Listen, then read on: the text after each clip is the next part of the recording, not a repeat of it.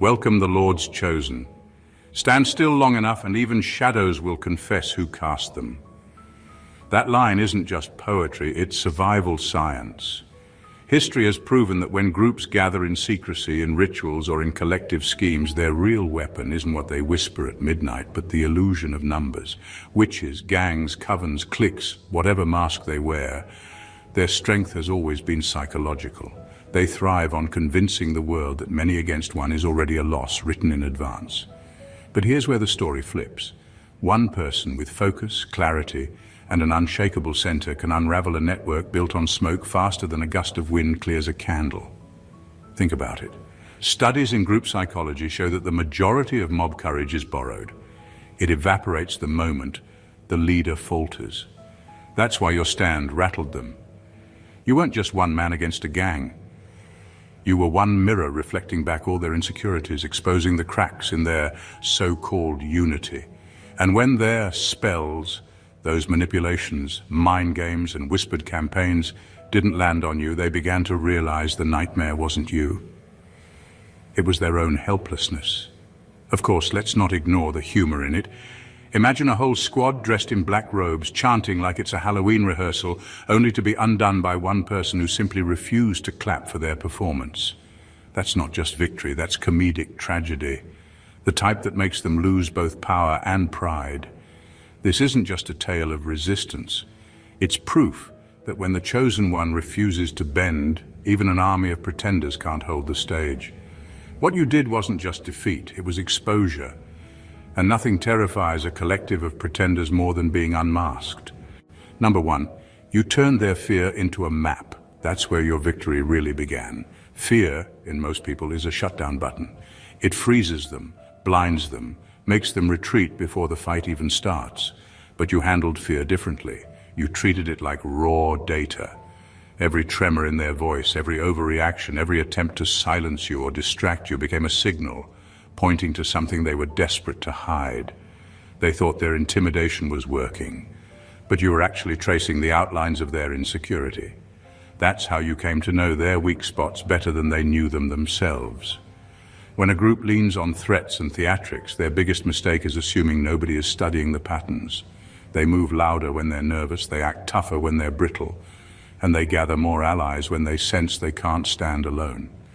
You noticed all of it. Their fear taught you how to chart their behavior the same way someone studies a storm.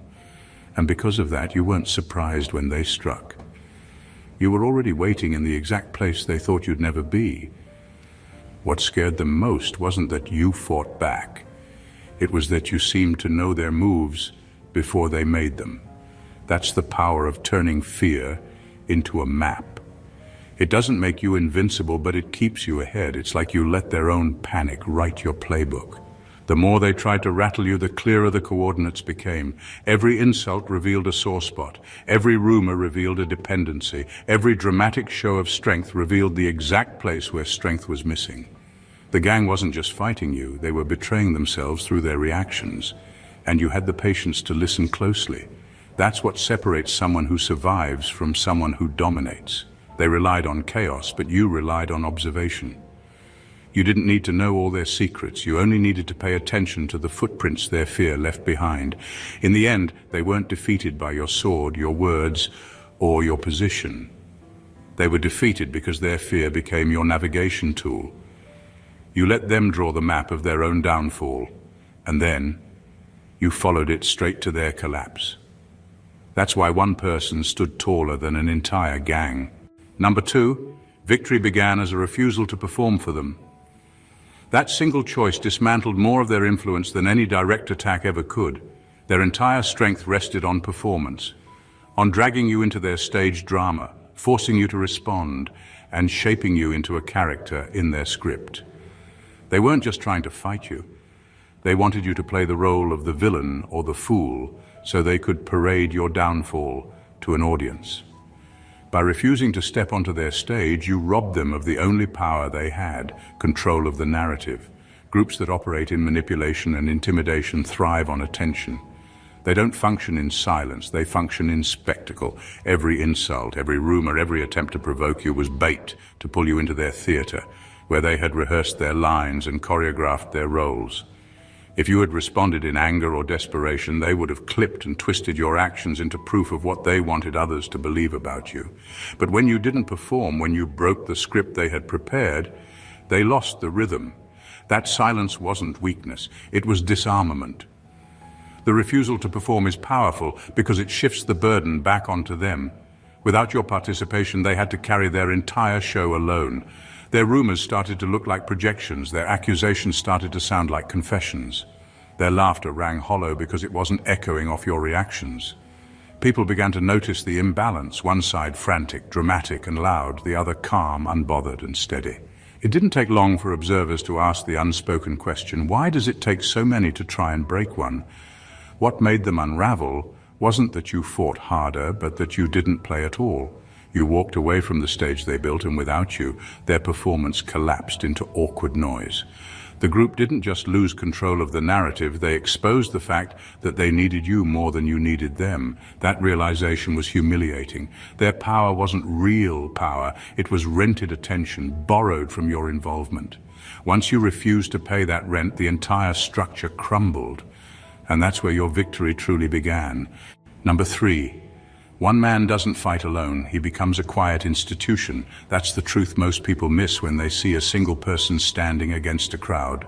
On the surface it looks like an uneven fight, one voice against many.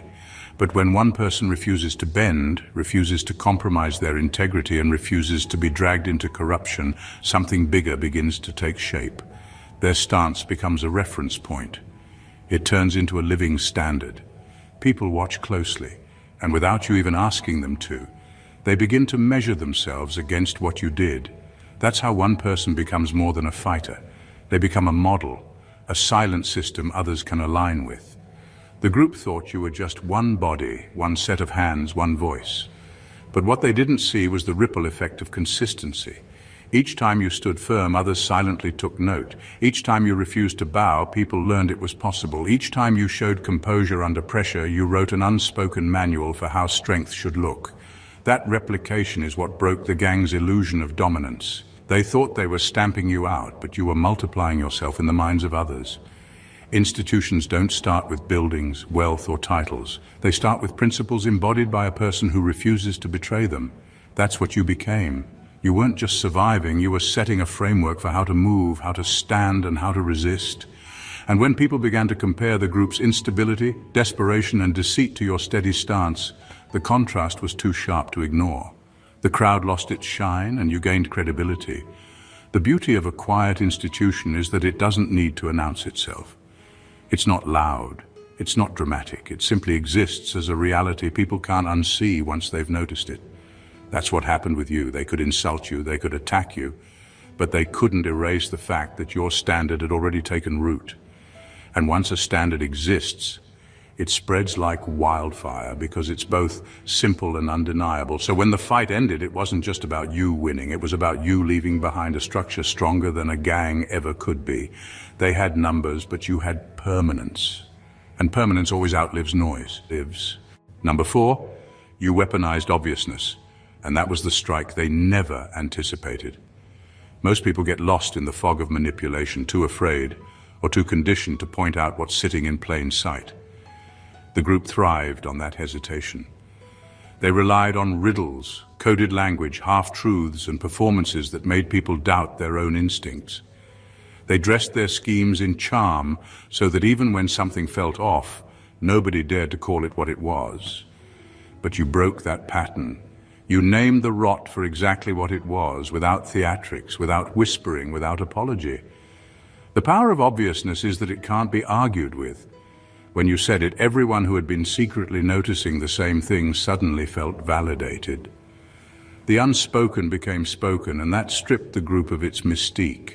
Their strength was never real strength. It was borrowed silence from people too afraid to acknowledge the obvious. You shattered that silence.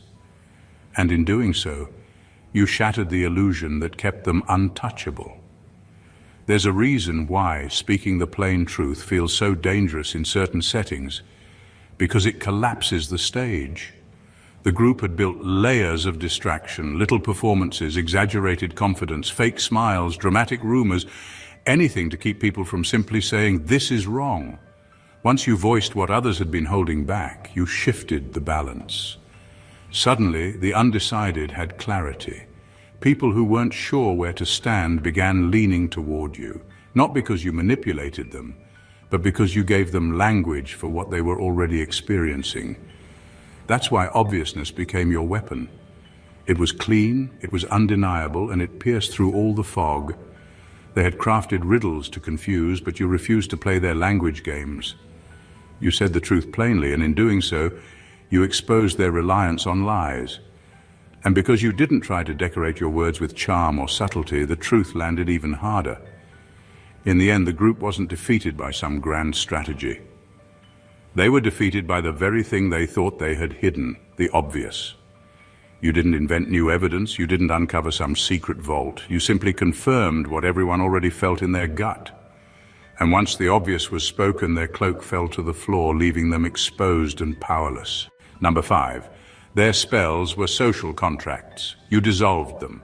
What looked like occult power or theatrical menace was actually a set of unwritten agreements everyone had been making with each other, promises to look away, to laugh along, to pass on the story without checking the facts. Those agreements are what sustained the group's hold. Not some mystical force, but consent disguised as normal behavior. You attacked the contract itself, not the superstition around it, and that's why the so-called magic had no shelter left. You started by refusing the ordinary compromises. Where others made small concessions to keep peace or avoid trouble, you held firm. That refusal is contagious because it changes the baseline of acceptable behavior. If one person refuses to trade truth for convenience, others begin to realize they've been trading too. Small compacts, the nods, the folded hands, the quick rumors, rely on habitual cooperation. Break enough habits and the whole arrangement unravels. Next, you made the cost of compliance visible. People follow social rules because it's easier than disruption. You made it clear that the price for silence or complicity was reputational risk, emotional toll, and moral bankruptcy. By exposing the real cost of going along, you shifted the calculus. Consent stopped being a default and became a decision that had consequences. Once consent had a visible price tag, a lot of people chose not to pay. You also changed the incentives. The group depended on a cycle of reward, praise, inclusion, protection. You rewired that cycle by rewarding truth-telling, supporting whistleblowers, and publicly honoring people who chose integrity over comfort. Those altered incentives stripped the group's social contracts of their value. When honesty stopped meaning exclusion, fewer people felt compelled to uphold the fake agreements. Finally, you made the agreements explicit and therefore defeatable. Unwritten contracts are powerful because they're invisible. You translated them into plain language, the behaviors, the expectations, the consequences, and put them where they could be examined. Once everyone could see the clauses, it was easier to refuse, to argue, and to dismantle them. Dissolving those social contracts didn't require mystical power or dramatic confrontations. It required steady refusal, clarity about costs, smarter incentives, and bringing the hidden rules into the light. When you removed consent, the rituals had nowhere to run. Their spells weren't broken by force, they withered from lack of agreement. That's how a single person can end a system, by making sure people no longer agree to be part of it. Number 6. Brutal honesty was your sharpest blade. You didn't use it to wound for sport, you used it to cut through the fog. You spoke truths that others softened or avoided, not to humiliate, but to remove the soft landing places liars depend on. When lies rely on plausible deniability, vagueness, and polite silence, the blunt force of clear language becomes a tool of dismantling. You made statements so direct and factual that there was nowhere for deception to hide, and nowhere for gossip to curl up and pretend to be respectable. The brilliance of brutal honesty isn't in shouting louder than the noise. It's in being precise when others prefer to be vague. You removed euphemisms, half-truths, and the little diplomatic lies that clothed bad behavior. By naming actions and consequences plainly, you forced accountability into the conversation. People stopped debating motives and started dealing with evidence. That shift collapsed the comfort zone of manipulation. Once a community knows exactly what happened and what it means, excuses lose their power. Honesty becomes brutal when it refuses to polish the uncomfortable facts so they become acceptable. You weren't cruel because cruelty is arbitrary and mean-spirited. Your approach was targeted and functional. You focused on outcomes and responsibilities, not on scoring emotional points. That difference kept your integrity intact while dismantling their influence. Others could see you were not attacking to dominate, but insisting that truth be treated like the only currency that matters. When liars find no angle to reinterpret events, their stories fall apart. You didn't give them wiggle room by speaking in circles or couching critiques in hypothetical language. You documented behavior, called it by its name, and followed through. That consistency taught observers that words from you matched outcomes. Trust is built fast in that environment, and the gang's reputation started losing value. People who once tolerated small compromises saw the cost laid bare and recalculated their allegiance. The end game of this blade is simple: reduce the available narratives. Fewer narratives mean fewer followers. When deception can't disguise itself behind ambiguity, influence is forced to retreat. The group that thrived on layered lies discovered that clarity is an efficient form of violence against deceit because it leaves no refuge. Brutal honesty didn't humiliate for its own sake. It exposed facts so plainly that evasion became impossible and their power quietly, inexorably stalled. Number 7, you used scarcity of attention as a defense, and that decision dismantled them more effectively than any shouting match ever could. Attention is the currency manipulators live on. They don't just want to provoke you, they want to own your reactions, to make you dance to their tempo, to keep you locked in their endless cycle of accusations and counter-accusations. By refusing to spend your energy on every little jab, you flipped the power dynamic. You treated your attention like gold, not scraps, and only invested it where the outcome was worth it. This was not passivity, it was strategy. Most people make the mistake of thinking they have to answer every rumor, defend against every whisper, or clear their name at every turn. That's how gangs and groups of manipulators trap their targets. They drain your focus until you're exhausted, then use your fatigue as proof of guilt. But you broke that trap. You didn't chase every noise they made. You filtered. You learned the art of starving the unnecessary. Every ignored insult shrank in relevance. Every unaddressed rumor faded without oxygen. Their theater thrived on spectatorship, and you denied them an audience. What makes this approach so powerful is that it reframes control. Instead of constantly reacting, you chose the timing, the place, and the scale of your response. That made your interventions rare, sharp, and devastating. People noticed that you didn't waste words on nonsense. So when you finally spoke, the weight of your response carried authority. It wasn't lost in the static of over-explanation. It landed like a hammer. That's the paradox. The less you responded, the more powerful your responses became. The gang expected you to be defensive, chasing their shadows, stumbling to clean up every smear. Instead, you stood still while they spun themselves dizzy. They threw everything, but without your attention fueling the fire, their drama burned out quickly. Spectators got bored, followers drifted, and slowly the group's noise turned into background static no one respected anymore. Scarcity of attention is one of the hardest weapons to wield because it requires restraint, but you mastered it. You knew where to draw the line, where to put your energy, and where to let chaos collapse under its own weight. That's how you survived their theater. Not by playing their game louder, but by refusing to play it at all. Number 8, you addressed structural rot, not just bad actors. That's the deepest reason your victory endured. Most people go after the visible villains, the loudest mouths, the obvious instigators. It feels satisfying to shut down individuals, but it doesn't change the conditions that allowed them to thrive in the first place. You understood this. You knew that if you only removed the faces, the same system would create new ones. So you aimed deeper. You refused cosmetic wins that only looked good in the moment, and instead you traced the problem back to its framework. The rules, the incentives, the loopholes, the culture. That's where you struck, and that's why the gang couldn't rebuild. The rot was never just about personalities. It was in the way silence was rewarded, in the way gossip spread faster than truth, in the way fear guaranteed compliance, and in the way people who spoke out were isolated instead of protected. These weren't accidents.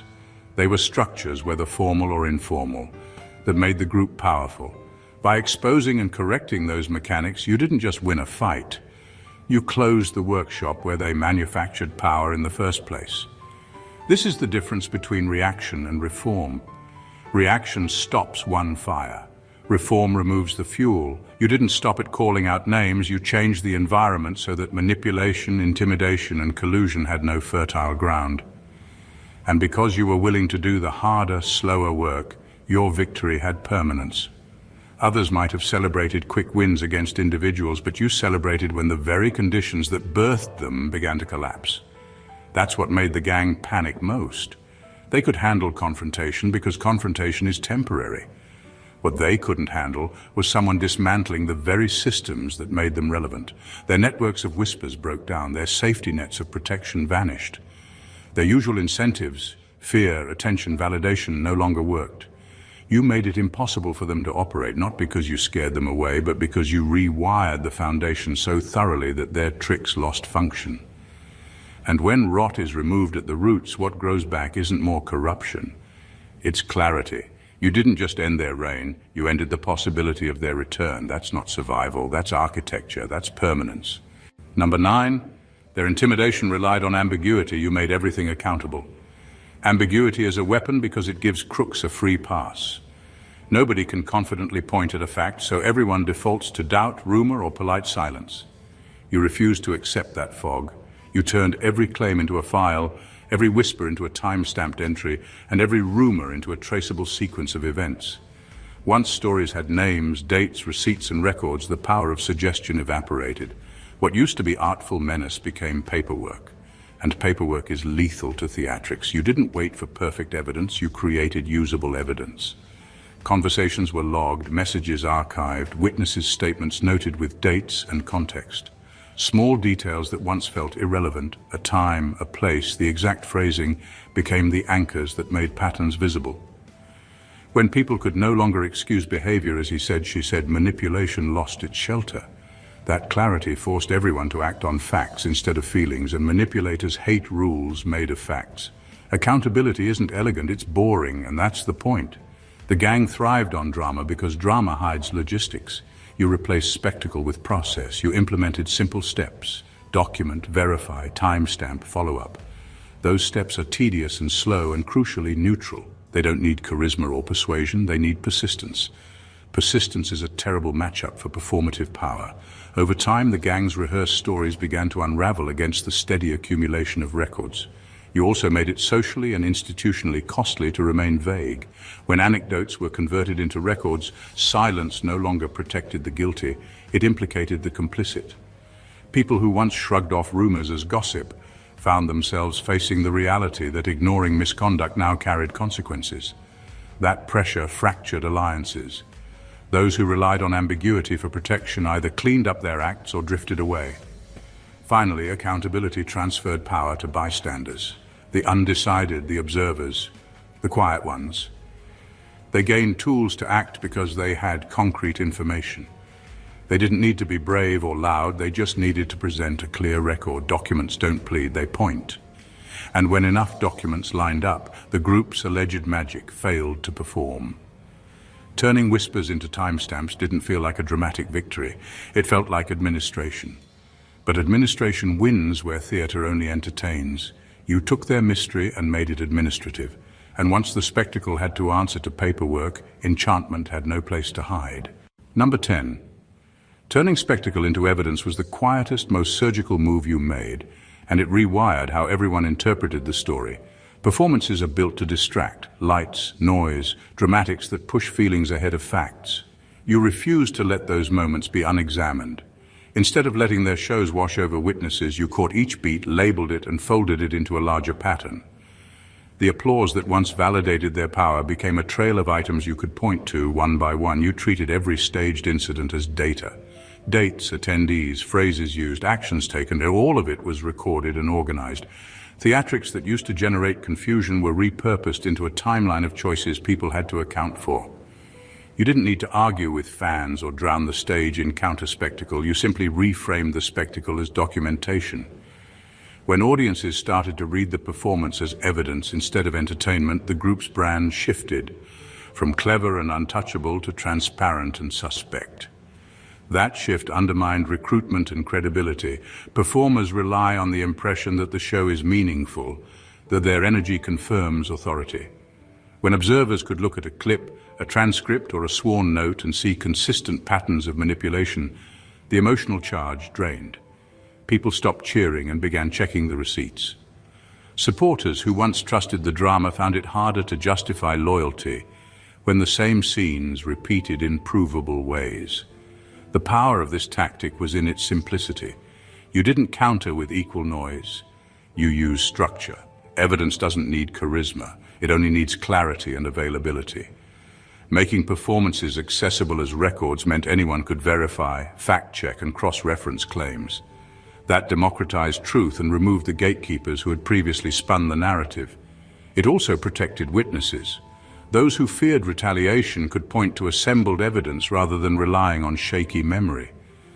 Over time, spectacle's function reversed.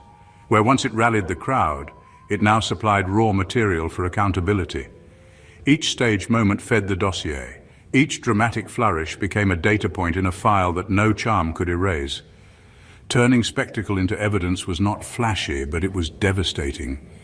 It transformed performance into proof, and once performance had to survive scrutiny, its power dissolved. Your victory was not in outperforming them, but in out-documenting them, and documentation is why records beat reputation every single time. Number 11, you accepted moral discomfort as fuel, and that decision set you apart.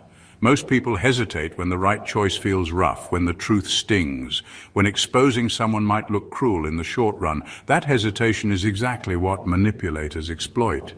They hide behind society's obsession with being nice and peaceful, knowing that if calling them out feels uncomfortable, many will stay silent. You refused to play that game. You chose integrity over appearances, and in doing so, you weaponized discomfort itself. There were moments when what you said didn't sound sweet, when your actions upset people who wanted calm at any cost. You understood that sometimes protecting the truth requires stepping into the role of the harsh one, the one willing to cut instead of soothe. That didn't make you cruel, it made you committed. You were willing to look mean in the moment so others wouldn't suffer a slower, quieter destruction over time. That sacrifice of your image, of your comfort, was its own kind of service. The gang relied on moral theater to protect themselves. They painted themselves as victims if challenged, as misunderstood if exposed, as harmless if questioned.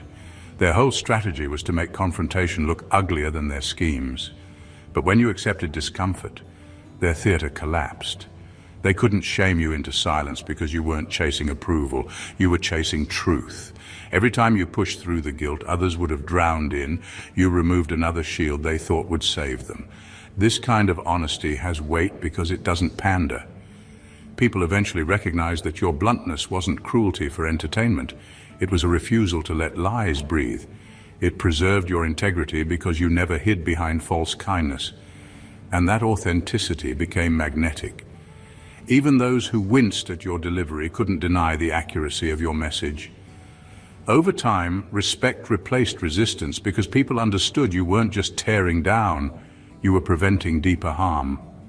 Moral discomfort in your hands became a kind of energy. It sharpened your choices, stripped away vanity, and made your words land where they needed to. You didn't escape the unease, you carried it, used it, and let it remind you that truth isn't always comfortable. And because you embraced that, you broke their theater of virtue and showed everyone the difference between being nice and being real. Number 12. You learned their language so you could refuse its grammar. That was the quiet, tactical work that made every later move surgical instead of chaotic. You didn't just watch them. You learned how they spoke, the words they used to excuse behavior, the rituals that signaled loyalty, and the symbols they relied on to signal belonging. Once you understood their syntax, you could reply in ways they didn't expect, mirror their tone to draw out contradictions, echo their catchphrases to make them repeat their own lies, and mimic their rituals long enough to expose the hollowness beneath. Knowing the grammar let you force their narratives into sentences that collapsed under scrutiny. Mimicry isn't flattery, it's interrogation. When a group uses coded praise to protect a predator, repeating that praise in public with precise context forces clarity. When they perform loyalty tests, you could pass them deliberately while documenting the outcome, turning the test into evidence of what the test was protecting. Their language was built to hide nuance, so you used it to reveal it. You did not invent scandals. You made the ordinary function like a magnifying glass. Their own idioms, once held up in the right light, began to contradict their stated values. That internal contradiction is lethal to any persuasive system. You also corrupted their symbols. Symbols work because they're shorthand. Hold up the emblem, and people feel aligned without asking why. You introduced alternative meanings and attached consequences to those symbols until wearing or invoking them no longer comforted people, it implicated them. That small semantic sabotage turns a brand of belonging into a mark that requires explanation.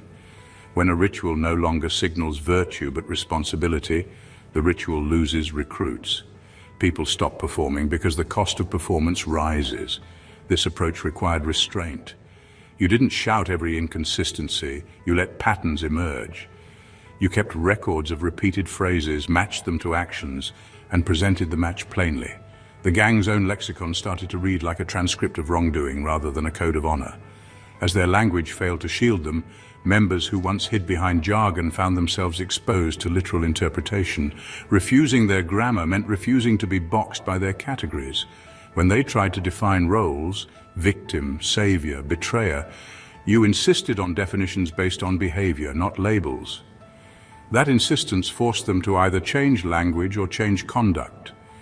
And most chose to leave.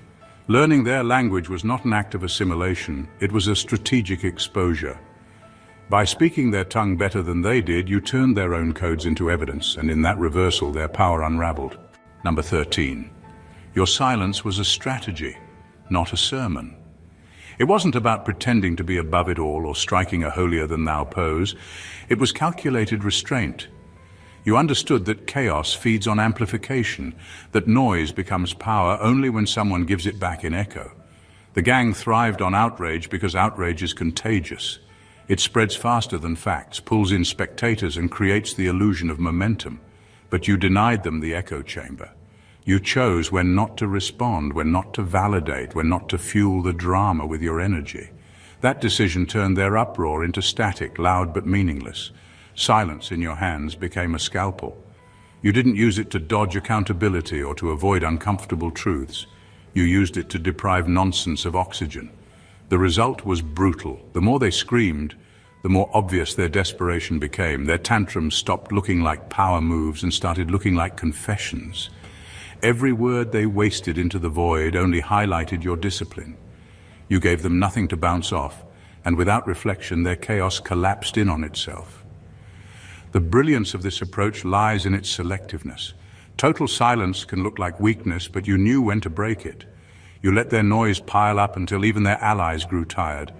Then you chose moments of clarity, brief, sharp, undeniable. That contrast made your words heavier than their storms. People learned to lean in when you spoke because you didn't speak often. You made silence the frame and truth the centerpiece. Outrage without response burns itself out. Crowds get restless when there's no duel to watch, no counterattack to feed their appetite. You weaponized that boredom. Spectators who expected a battle instead saw one side flailing and another standing firm. That imbalance shifted perception. The gang didn't look intimidating anymore, they looked ridiculous, fighting shadows while you conserved your strength. Selective silence isn't passivity, it's pressure.